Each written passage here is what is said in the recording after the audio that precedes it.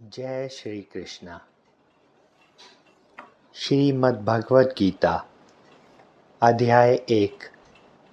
कुरुक्षेत्र के युद्ध स्थल में सैन्य निरीक्षण।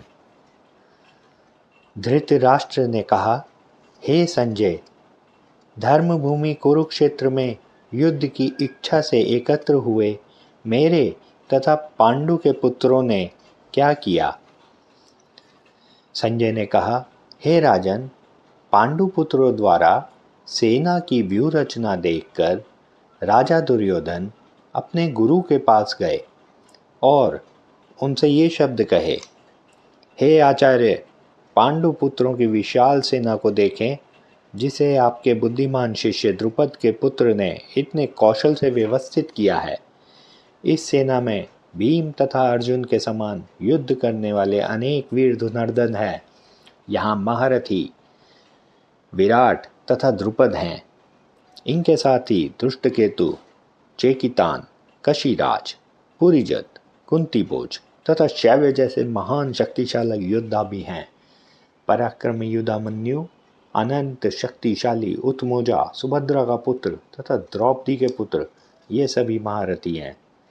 किंतु हे ब्राह्मण श्रेष्ठ, आपकी सूचना के लिए मैं अपनी सेना के उन नायकों के विषय में बताना चाहूँगा जो मेरी सेना को संचालित करने में विशेष रूप से निपुण हैं। मेरी सेना में स्वयं आप, भीष्म, कर्ण, कृपाचार्य, अश्वत्थामा, विकर्ण तथा सोमदत्त का पुत्र भूरिश्रवा आदि हैं, जो युद्ध में सदैव विजयी रहे हैं। ऐसे अनेक अनेक वीर हैं जो मेरे लिए अपने जीवन का त्याग करने के लिए तैयार बैठे हैं। वे विविध प्रकार के हथियारों से सुसज्जित हैं और योग विद्या में निपुण हैं। हमारी शक्ति अपरिमेय है और हम सब पितामह द्वारा भली भांति संरक्षित हैं, जबकि पांडवों की शक्ति भीम द्वारा भली भांति संरक्षित होकर भी सीमित है।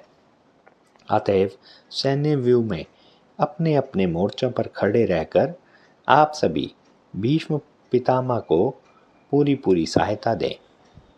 तब कुरु वंश के वयोवृद्ध परम प्रतापी एवं वृद्ध पितामह ने सिंह गर्जना की सी ध्वनि करने वाले अपने शंख को उच्च स्वर में बजाया, जिससे दुर्योधन को हर्ष हुआ।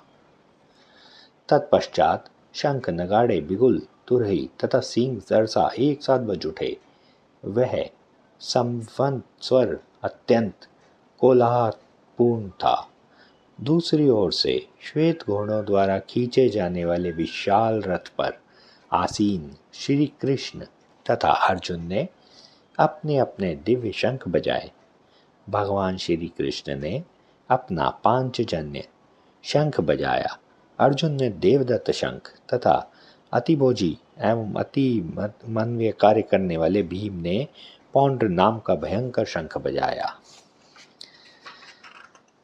हे राजन, कुंती पुत्र राजा युधिष्ठिर ने अपना अनंत विजय नामक शंख बजाया तथा नकुल और सहदेव ने सुघोष एवं मणिपुष्पक शंख बजाए।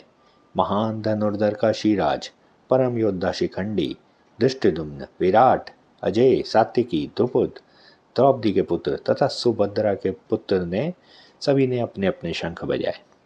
इन विभिन्न शंखों की ध्वनि कोलापूर्ण बन गई, जो आकाश तथा पृथ्वी को शब्द ध्यान करती हुई धृतराष्ट्र के पुत्रों के हृदय को विदीर्ण करने लगी। उस समय हनुमान जी से अंकित ध्वजा लगे रथ पर आसीन पांडुपुत्र अर्जुन अपना धनुष उठाकर 3 तीर चलाने के लिए तैयार हुआ। हे राजन, धृतराष्ट्र के पुत्रों को व्यूह में खड़ा देखकर अर्जुन ने श्री कृष्ण से ये वचन कहे।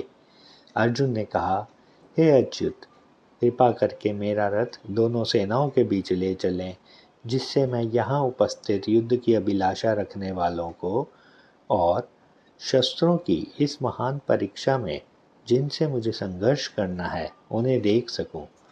मुझे उन लोगों को देखने दीजिए जो यहाँ पर धृतराष्ट्र के दुर्बुद्धि पुत्र दुर्योधन को प्रसन्न करने की इच्छा से लड़ने के लिए आए हुए हैं। संजय ने कहा, हे भरतवंशी, अर्जुन द्वारा इस प्रकार संबोधित किए जाने पर भगवान श्री कृष्ण ने दोनों दलों के बीच में उस उत्तम रथ को ले जाकर खड़ा कर दिया। भीष्म, द्रोण तथा विश्व भर के अन्य समस्त राजाओं के सामने भगवान ने कहा कि हे पार्थ, यहाँ पर एकत्र सारे कुरुओं को देखो।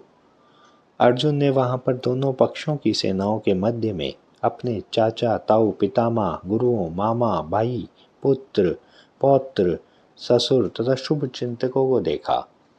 जब कुंती पुत्र अर्जुन ने मित्रों तथा संबंधियों की इस विभिन्न श्रेणियों को देखा तो वह करुणा से अभिभूत हो गया और इस प्रकार बोला।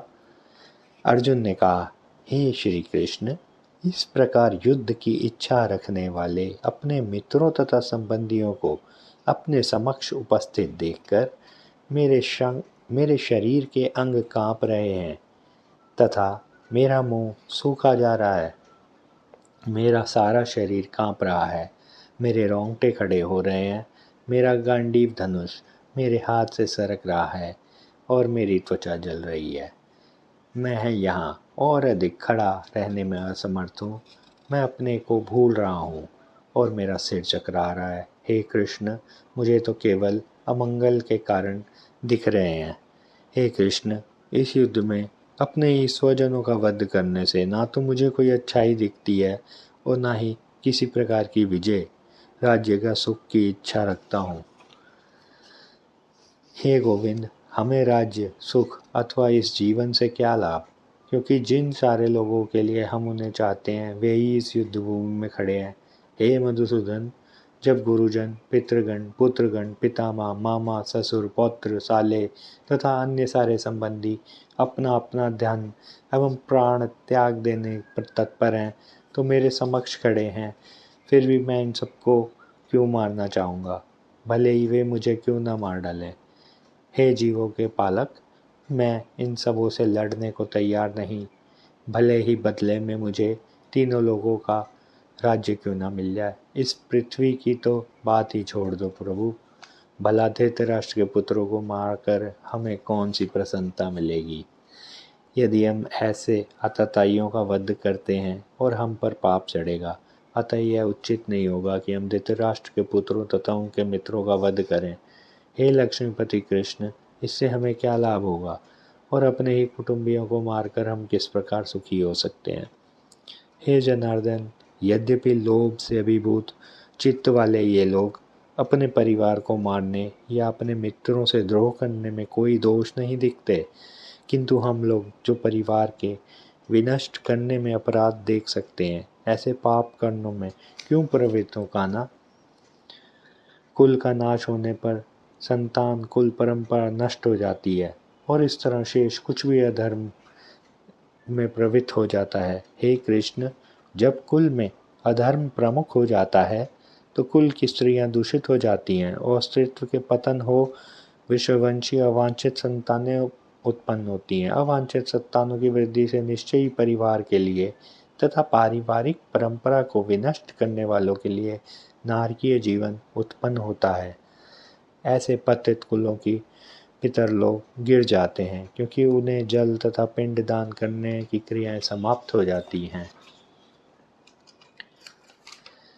जो लोग कुल परंपरा को विनष्ट करते हैं और इस तरह अवांछित संतानों को जन्म देते हैं, उनके दुष्कर्मों के समस्त प्रकार की सामुदायिक योजनाएं तथा पारिवारिक कल्याण कार्य विनष्ट हो जाते हैं।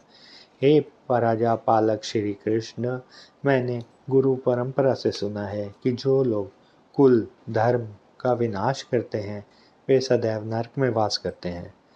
ओह, कितने आश्चर्य की बात है कि हम सब जघन्य पाप कर्म करने के लिए इकट्ठा हुए हैं। राज्य सुख भोगने की इच्छा से प्रेरित होकर हम अपने ही संबंधियों को मारने पर तुले हैं। यदि शस्त्रधारी धृतराष्ट्र के पुत्र मुझ निहत्थे तथा रणभूमि में प्रतिशोध न करने वालों को मारे तो यह मेरे लिए श्रेयस्कर होगा। संजय ने कहा।